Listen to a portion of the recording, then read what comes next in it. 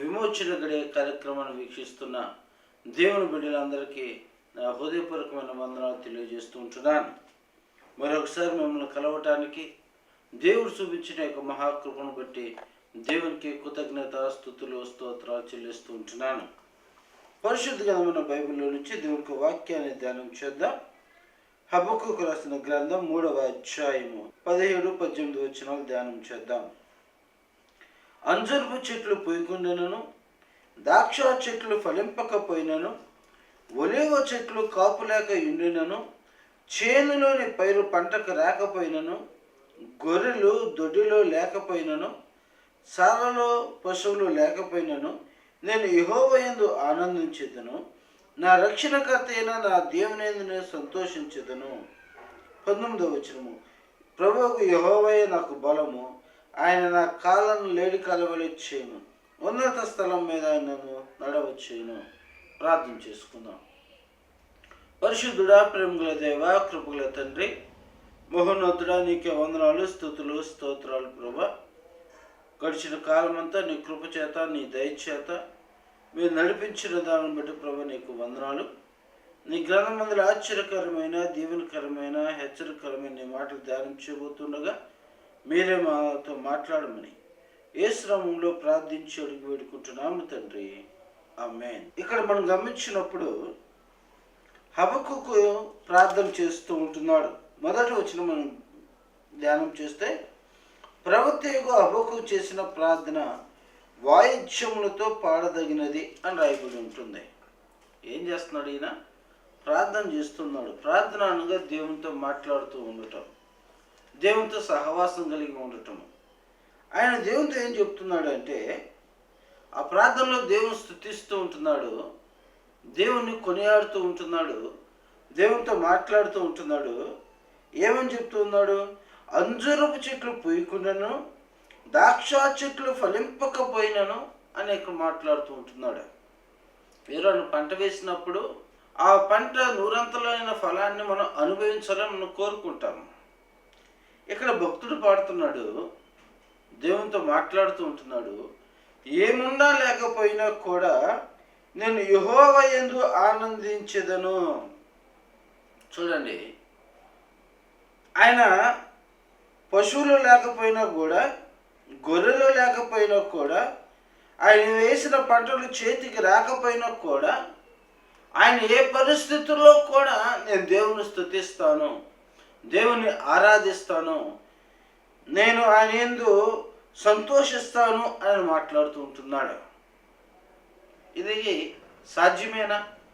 ఒకసారి మనం ఆలోచన చేస్తే, మనకి ఏదైనా లోటు అయితే మనం సంతోషంగా ఉంటామా? గొంతులు వేస్తామా? మనకి ఏదైనా ఇబ్బంది కలిగితే మనము దేవా ఈ ఇబ్బంది నాకు ఇచ్చినందుకు నీకు కృతజ్ఞతలు అయ్యా మనం చెప్పగలుగుతామా? మనకి ఏదైనా నష్టం వచ్చితే, అయ్యా ఈ నష్టాన్ని కలుగు చేసేవు, ఇందుని బట్టి నీకు స్తోత్రం అయ్యా అని దేవుని స్తుతించడానికి మనం పాట పాడగలుగుతామా? దుఃఖము, మనోదుఃఖంతోనూ ఆ బాధతోనూ దేవుని సన్నిధానానికి దూరం అయిపోతూ ఉంటాము. ఏందయ్యా దేవుని సన్నిధానానికి రాలేదని మనం అడిగితే, నాకు కలిగిన బాధలు అవి చెప్పలేములేండి, దేవుడు నాకు అన్యాయం చేశాడు, దేవుడు నాకు కీడు చేశాడు, దేవుడు నా పట్ల ఎందుకు చిన్న చూపు చూశాడు అని మాట్లాడుతూ ఉంటాం. ఏదైనా కొంచెం ఆశీర్వాదము ఉందనుకోండి, అప్పుడు దేవుని సన్నిధానానికి రాము. ఎందుకంటే ఆ ఆశీర్వాదాన్ని బట్టి సమయం నీకు ఉండదు, ప్రార్థనకు వెళ్ళటం కూడా, ప్రార్థన చేయడానికి కూడా సమయం ఉండదు. కానీ ఇక్కడ భక్తుడు మాట్లాడుతున్నాడు, అయ్యా నాకు ఏమి లేకపోయినప్పటికీ కూడా నేను స్తుతిస్తాను. నా యొక్క చేలో ఆ పంట వేసిన పంట చేతికి రాకపోయినా కూడా నేను నిన్ను కీర్తిస్తాను, నీ నామాన్ని గొప్ప చేస్తాను అంటున్నాడు. అది ఎవరికైనా సాధ్యమేనా? ఇక్కడ భక్తుడు అన్నాడు, నేను సంతోషిస్తానయ్యా, నాకేముండా లేకపోయినా నీవుంటే నాకు చాలా. మనము ఇక శ్రమలలో దేవుని స్తుతించుట, శ్రమలలో దేవుని ఆరాధించుట మనము బైబిల్ గ్రంథంలో అనేక మందిని మనము చూడగలుగుతాము. మనం మొట్టమొదటిగా మనకి బాగా జ్ఞాపకం వచ్చే వ్యక్తి శ్రమలలో యోబు భక్తుడు మనకు జ్ఞాపకం వస్తాడు. యోబు యొక్క జీవితం మనకు జ్ఞాపకం వస్తూ ఉంటుంది. యోబు ఊజు దేశంలోనే ఎలాంటి వ్యక్తి అంట? న్యాయవంతుడు అని రాయబడి ఉంది. చెడుతరమును విసర్జించిన వాడు అని రాయబడి ఉంది. అదేవిధంగా తాను భయభక్తులు కలిగిన వ్యక్తి అని రాయబడి ఉంది. చూడండి, అతని గురించి దేవుడే సాక్ష్యం ఇచ్చాడు. నా భక్తుడైన యోబుని గురించి ఆలోచించితివా అని అపవాదితో దేవుడు మాట్లాడినట్లు మనం చూస్తూ ఉంటాము. న్యాయవంతుడు, చెడుతరమును విసర్జించిన వాడు, దేవుని భయభక్తులు కలిగిన వాడు, ఆ దేశంలో యోబు వంటి వాడు మరొకడు లేడు అని రాయబడి ఉంది.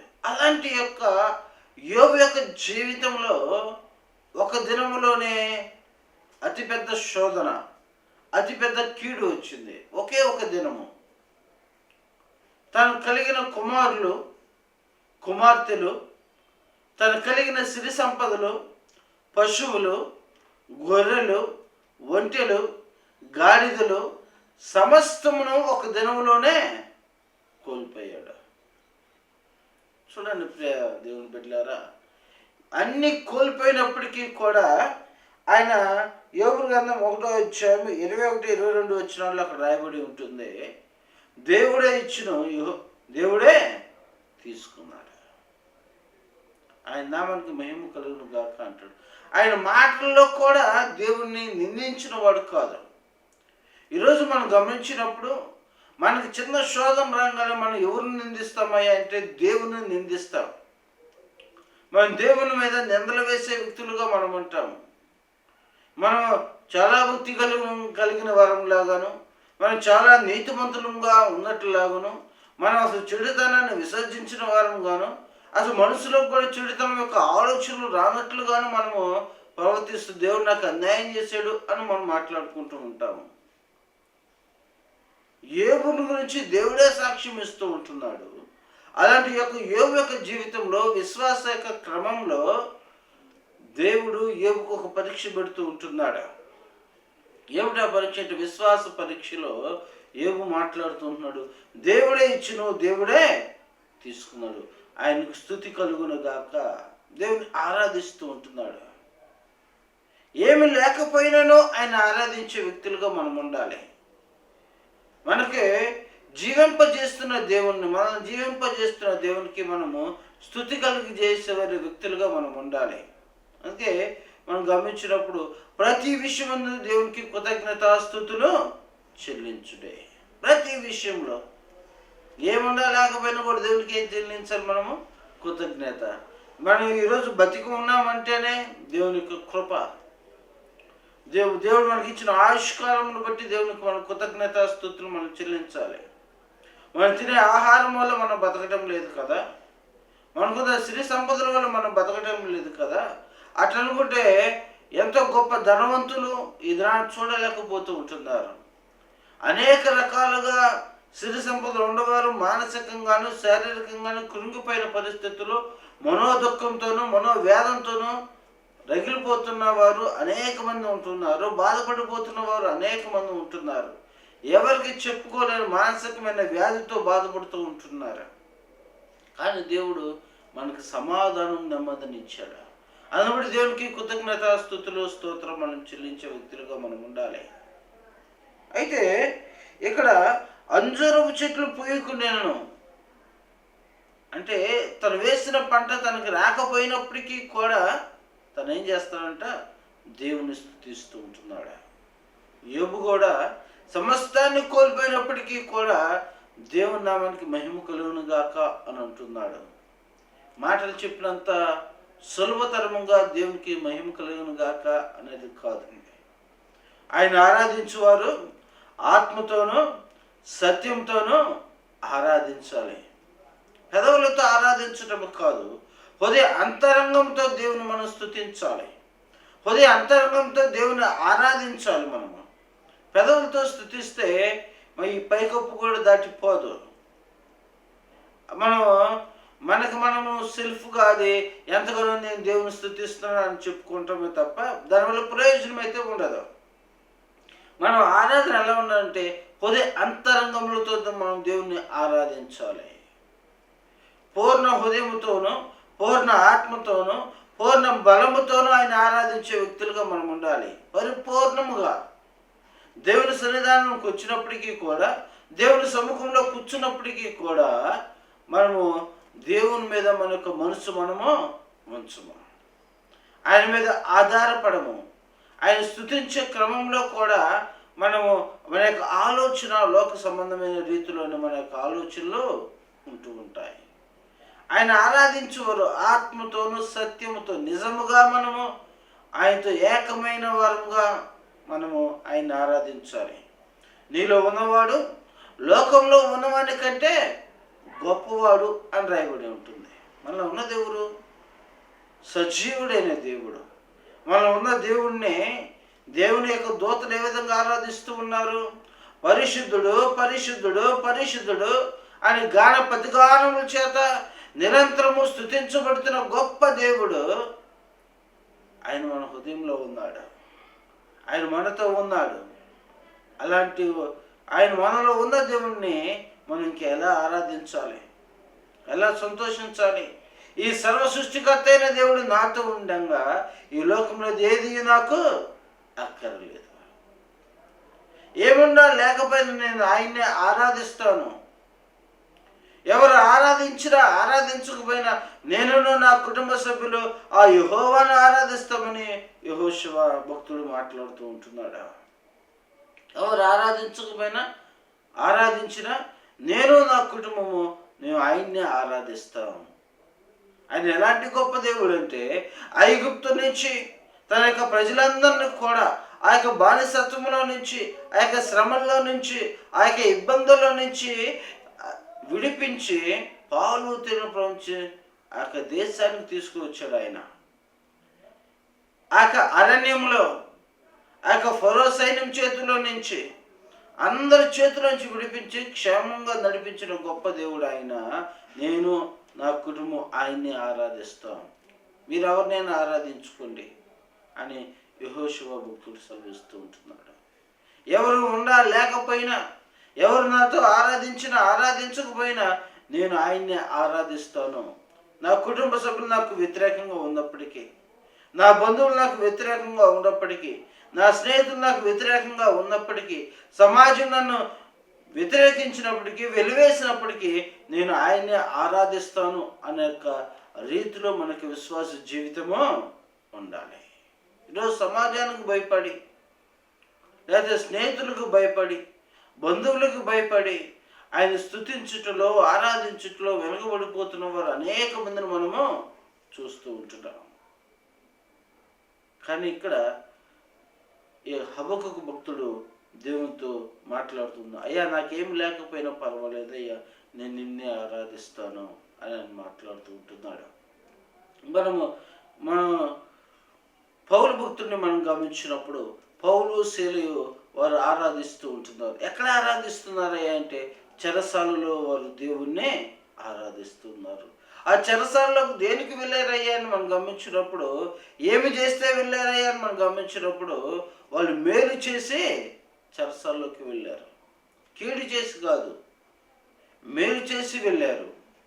మేలు చేసినందుకు వాళ్ళకి ఏమి ఇవ్వబడ్డాయి అంటే కొరడా దెబ్బలు ఇవ్వబడ్డాయి. మేలు చేసినందుకు వాళ్ళకి ఏమి ఇవ్వబడ్డాయి అంటే సంఖ్యలకి అనేక మందిని హింసించిన వాళ్ళలాగా వాళ్ళ చేతులకి ఏం వేస్తున్నారంటే సంఖ్యలు వేసారు, బోండాలు వేసి బిగించారంట. దేనికి? పెద్ద పెద్ద నేరస్తులకు కూడా వేరు అలాంటి సంఖ్యలు వేసి బిగించారు. కానీ వారు ఏం చేస్తూ ఉన్నారు? బెత్తాలతో కుట్టారు, సంఖ్యలు వేసి బిగించారు. కానీ ఆ చెరసాలలో వాళ్ళు ఏం చేస్తూ ఉన్నారు? దేవుణ్ణి స్తుతిస్తూ ఉంటున్నారు, దేవుణ్ణి ఆరాధిస్తూ ఉంటున్నారు. ఎప్పుడైతే వాళ్ళు చెరసాలలో ఎలా ఆరాధిస్తూ ఉంటున్నారు? కృంగిపోయారా? మేము మేలు చేసి ఇంత మేలు చేస్తే వాళ్ళు మా పట్ల ఈ విధంగా ప్రవర్తించారు అని వాళ్ళు కృంగిపోయారా? కృంగిపోవాలి. మనం ఎవరికైనా మేలు చేసినప్పుడు వాళ్ళు మన పట్ల వాళ్ళు కీడు చేస్తే మనం ఏం చేస్తాము? దేవా నీకు స్తోత్రమయ్యా, వాళ్ళకి మేలు చేసినప్పటికి కూడా వాళ్ళు కీడు చేశారు, నీకే స్తుతి కలుగును గాక అని చెప్తామా? ఆ మాట మన హృదయం నుంచి వచ్చిద్దా? మన పెదవుల నుంచి కూడా ఆ మాట రానే రాదు. ఎందుకంటే ఆ మాట మనం పలకటానికి ఇష్టపడలేము.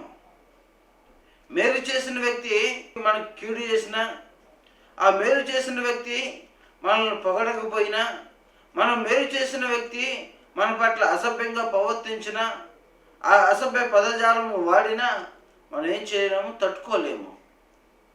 ఆ భక్తి అంతా ఎటుపోతుందో కానీ మనం నోటికి మాట చెప్పే వాళ్ళంగా ఉంటాము, నోటికి పని పెట్టే వాళ్ళంగా మనం ఉంటాము. ప్రియమైన దేవుని బిడ్డలారా, ఏముండా లేకపోయినా కూడా మనం ఆయన్ని ఆరాధించాలి. ఏ పరిస్థితుల్లో కూడా మనం ఏం చేయాలంటే దేవునికి కృతజ్ఞతాస్తుతులు మనం చెప్పాలి. మన యొక్క అంతరంగ జీవితము దేవునికి ఇష్టమైనదిగా మనది ఉండాలి.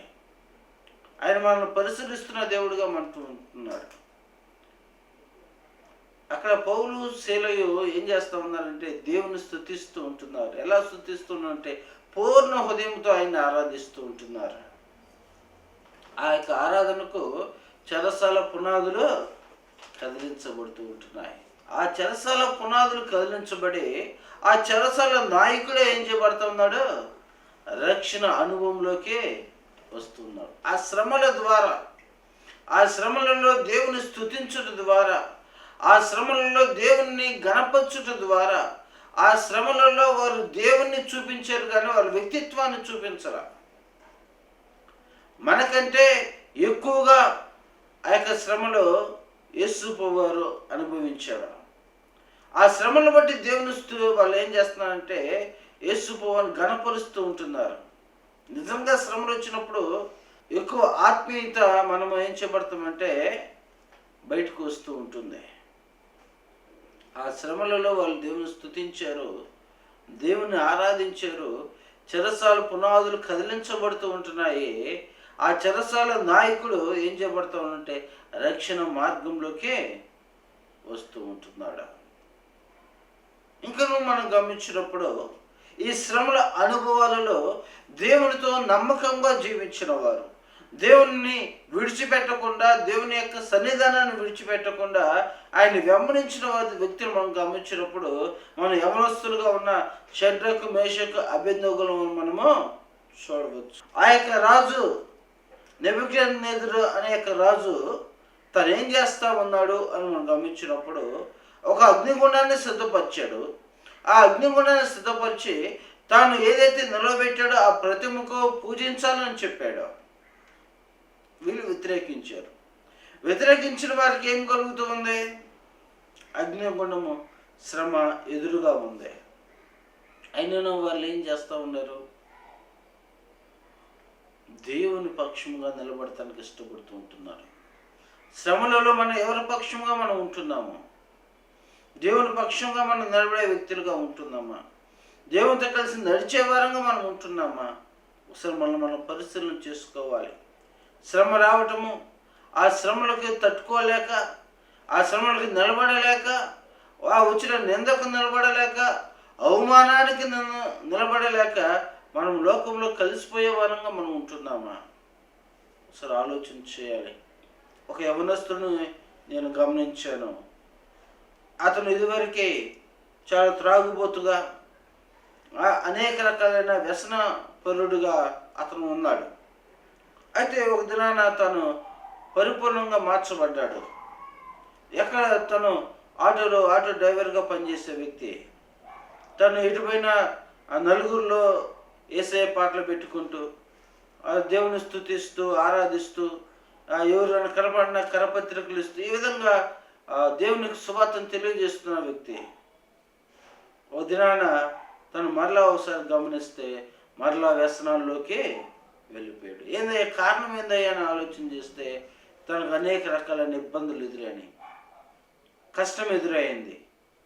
ఆ కష్టాలకు నిలబడలేక, తట్టుకోలేక, ఆత్మీయతలో నడిపించేవారు లేక, సరిదిద్దేవాళ్ళు లేక, దేవుని ఎదురు మొరపెట్టలేక తను ఏం చేయబడ్డాడంటే మరలా లోకంలో కలిసిపోయి. శ్రమలు వచ్చినప్పుడే మనం దేవుడు పక్షంగా మనము నిలబడే వ్యక్తులుగా మనం ఉండాలి. ఆ శ్రమలలో మనం దేవునికి మొరపెట్టే వారంగా మనం ఉండాలి. ఆ యొక్క మనం గమనించినప్పుడు ప్రభువుకు యెహోవే నాకు బలము. మన బలం ఎవరంటే దేవుడే. మనల్ని నడిపించేది ఆయనే. భయపడకుడి అని అంటాడు ఆయన. దిగులు చెందకుడి అని చెప్తున్నాడు ఆయన. నేను నీకు తోడై ఉన్నాను అని ఆయన మాట ఇస్తున్నాడు. నేను నీకు తండ్రినై ఉన్నాను అని చెప్తున్నాడు. నేను నీ స్నేహితుడినై ఉన్నాను అని చెప్తున్నాడు. నిన్ను విడవను ఎడబాయను అని చెప్తూ ఉన్నాడు. తల్లి మరిచిన, తండ్రి విడిచిన నేను విడవను ఎడబాయను అని చెప్తున్నాడు ఆయన. అలాంటి గొప్ప దేవుడు, ఎల్లప్పుడూ మన పక్షంగా ఉండే దేవుడు, ఎల్లప్పుడూ మనం చేపట్టి నడిపించే దేవుడు మనకు ఉన్నప్పుడు మనం భయపడిపోకూడదు, జారిపోకూడదు. మన యొక్క తండ్రికి మనం చెప్పే వారంగా మనం ఉండాలి. మన కష్టమంతా ఆయనకి చెప్పే వారంగా మనం ఉండాలి. నాకు మొరపెట్టుకుని నీకు నేను ఉత్తరం ఇస్తాను అని అంటున్నాడు. హబక్కూకు ప్రార్థన ఏం చేస్తా ఉన్నాడు? అయ్యా ఏముండా లేకపోయి నేను నిన్నే స్తుతిస్తానయ్యా అంటూనే నువ్వే నాకు బలం కదయ్యా అంటున్నాడు. ఏమి లేకపోయినా నువ్వు ఉండవు, నీవే నాకు బలం కదయ్యా, నీవే నా కాలంలో లేడి కాలవలు చేసి ఎత్తైన స్థలంలో నువ్వే నన్ను ఉంచుతావు. చూడండి ఎంత విశ్వాసము. నాకేమీ లేకపోయినా ఏ పరిస్థితుల్లో ఉన్నప్పటికీ కూడా నువ్వు నన్ను ఎక్కడ నిలబెడతావు అంటే ఎత్తైన స్థలంలో, ఊహ కన్నని స్థితిలో నువ్వు నన్ను ఉంచగలవయ్యా అని అతను ప్రార్థన చేస్తూ ఉంటున్నాడు. షడ్రక్ మేషక్ అబేద్నెగో విషయంలో కూడా మనం గమనించినప్పుడు అగ్నిగుండము సిద్ధంగా ఉన్నది. వారు ఏమి చేయాలంటే ప్రతిమకు మొక్కాలి. ఆ మొక్కినట్లయితే వారి ప్రాణాన్ని కాపాడుకోవచ్చు. ఎంత గొప్ప శ్రమ! వారు చేయవలసిన పని ఒకటే, జస్ట్ ఆ ప్రతిమకు మొక్కితే చాలు. ఆ శ్రమ నుంచి విడుదల పొందుతారు, ఆ కష్టం నుంచి విడుదల పొందుతారు, ప్రాణాలను వాళ్ళు కాపాడుకోగలుగుతారు.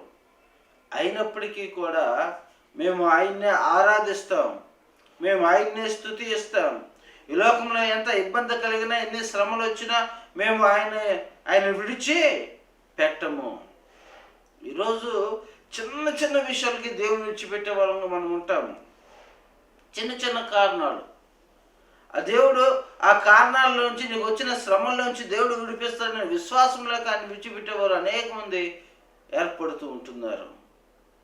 దేవుడు విడిచిపెట్టలేని అంత పెద్ద శ్రమ, దేవుడు బాగు చేయలేని అంత పెద్ద రోగమా, దేవుడు ఇవ్వలేని అంత పెద్ద ఆర్థిక ఇబ్బందుల?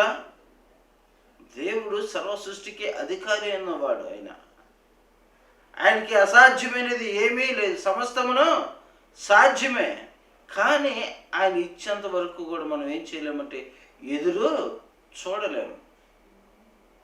ఆయన మీద ఆధారపడటం కష్టము. లోకం మీద ఆధారపడినంతగా దేవుని మీద ఆధారపడటం కష్టము. దేవుని కొరకు ఎదురు చూడటం కష్టము. దేవుని యొక్క ప్రసన్నత కొరకు, దేవుని యొక్క ఆశీర్వాదం కొరకు ఎదురు చూడటం కష్టము. మనకి వెంటనే జరిగిపోవాలన్నీ. ప్రార్థించేమా, రాందలేదా, ఇంకో వెంటనే లోకం వైపు చూడటం, ఎవరి సహాయము అని చూస్తాం.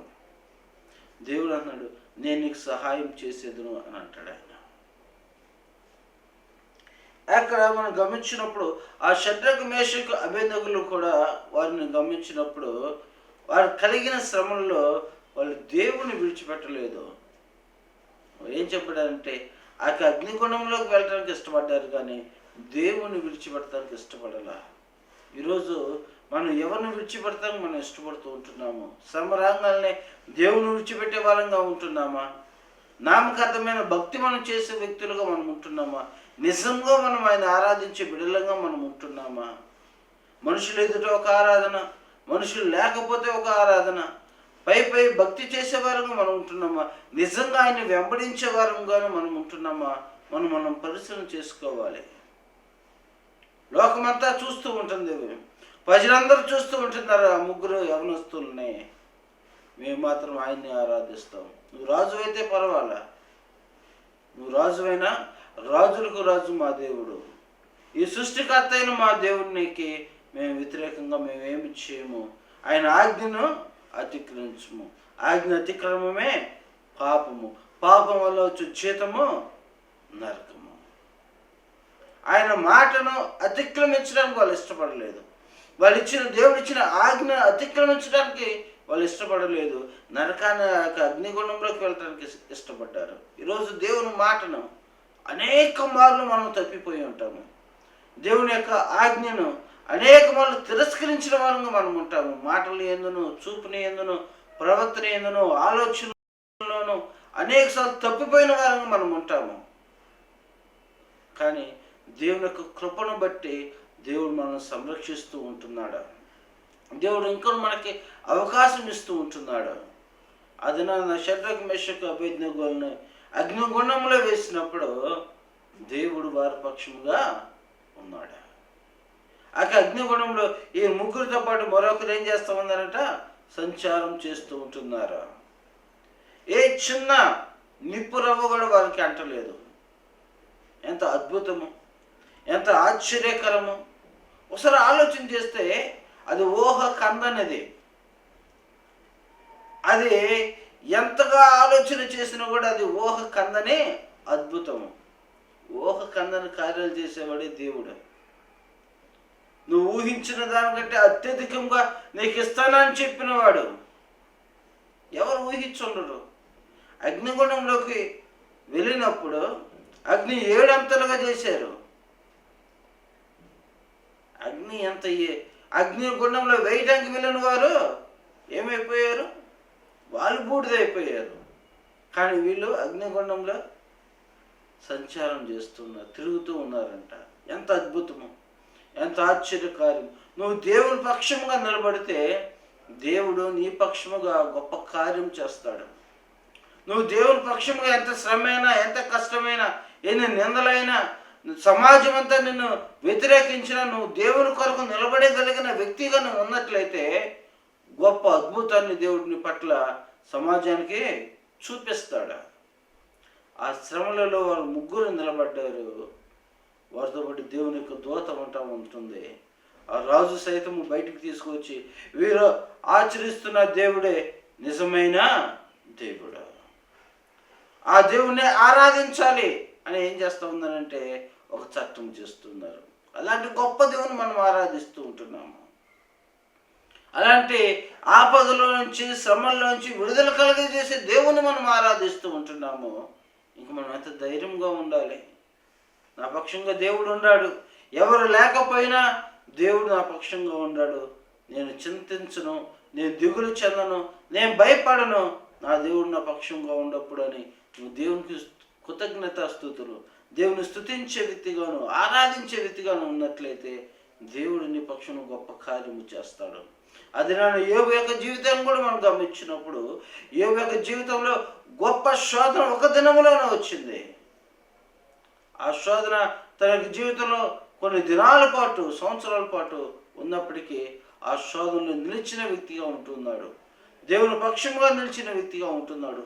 దేవుని కొరకు జీవించిన వ్యక్తిగా ఉంటున్నాడు. దేవుడు మరలా యోబును 2 ఆశీర్వాదం తను ఇచ్చాడు. యోబు యొక్క కుమార్తెలు ఆ ఊజు దేశంలోనే అంత అందమైన వారు మరొకరు లేరంట. అంత అందమైన కుటుంబాన్ని దేవుడు మరలా యోబుకి ఇచ్చాడు. పోయిన దానికంటే మరలా 2 ఆశీర్వాదాన్ని దేవుడు ఇచ్చాడు. కారణము దేవుని పక్షంగా యోబు నిలబడ్డాడు. దేవుడు ఆ యొక్క శ్రమలలో దేవుడు యోబును విడిచిపెట్టలేదు. యోబు దేవుణ్ణి విడిచిపెట్టలేదు. ప్రియా దేవుని బిడ్డ, ఈరోజు నువ్వు ఎలా ఆరాధిస్తూ ఉంటున్నావు?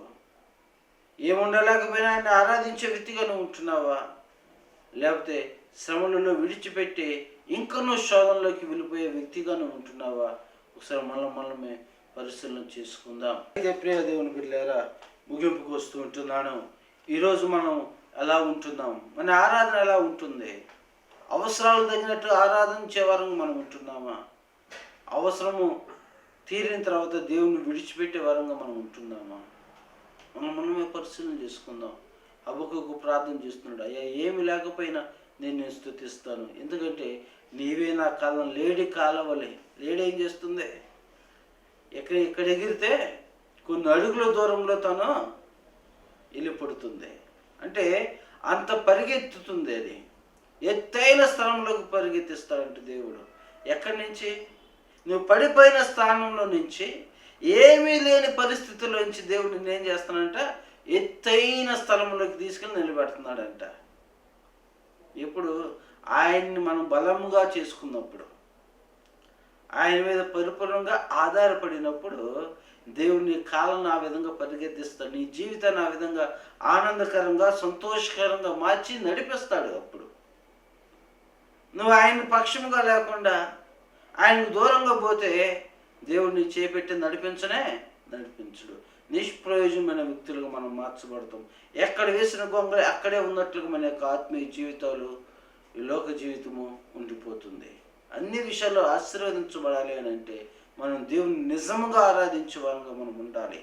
నిజంగా ఆయన మీద ఆధారపడే వ్యక్తులుగా మనం ఉండాలి. నిజంగా ఆయన్ని ఎదుట ప్రార్థించే వ్యక్తులుగా మనం ఉండాలి.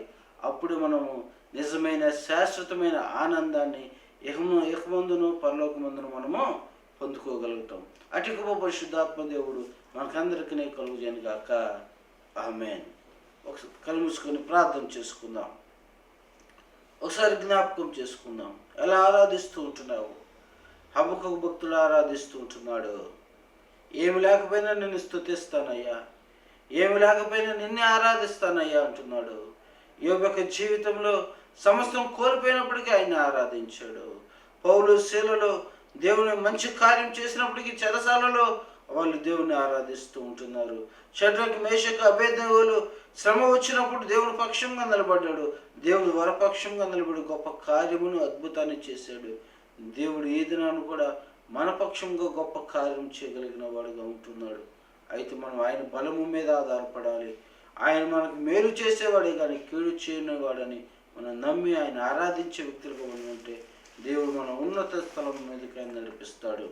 మహాగణుడా, మహోన్నతుడా, నీకు వందనాలయ్యా.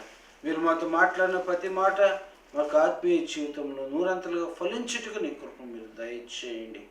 దేవా, నీ వాక్యానుసరమైన జీవితాన్ని మేము నడుచుకునేలాగున నీ కృప మీరు దయచేయండి. ఏమి ఉన్నా లేకపోయినా నిన్నే స్తుతించేవారంగాను తండ్రి, నిన్నే ఆరాధించేవారంగాను, నామకార్థమైన క్రైస్తవ జీవితంగా కాకుండా తండ్రి నిజముగా నేను స్తుతించి ఆరాధించే బిడ్డలంగా మీరు మమ్మల్ని మార్చమని, మా ఆత్మీయ జీవితాలు బలపరచమని, అన్ని విషయాలలో తండ్రి ప్రభు మీరు మమ్మల్ని ఆశీర్వదించమని యేసుక్రీస్తు నామములో ప్రార్థించి అడిగి పొందుకొని ఉంటున్నాము తండ్రి. ఆమేన్. అంత నేను దేవుని నుండి ప్రభువైన యేసుక్రీస్తు నుండి పరిశుద్ధాత్మిక నేను సహవాసము ఈ యొక్క వాక్యం ఉంటున్న దేవుని బిడ్డలందరికీ ఆయన కృప కాపుదల సదాకాలం తోడే ఉండి నడిపించునుగాక. ఆమేన్. అందరికీ వందనాలు. ప్రభునందు ప్రియ దేవుని బిడ్డలారా, మీ ప్రార్థన అవసరతలకు స్క్రీన్ మీద కనబడుతున్న ఈ నంబర్కు మీరు ఫోన్ చేసినట్లయితే మీ నిమిత్తము మేము ప్రార్థన చేస్తాం. ఒకరినొకరు బలపరుచుకుంటూ దేవుని యొక్క సువార్త పరిచర్యలో ముందుకు వెళ్దాం. అటు పరిశుద్ధాత్మ దేవుడు మనకందరికీ కలుగజేయును గాక. ఆమేన్. అందరికీ వందనాలు.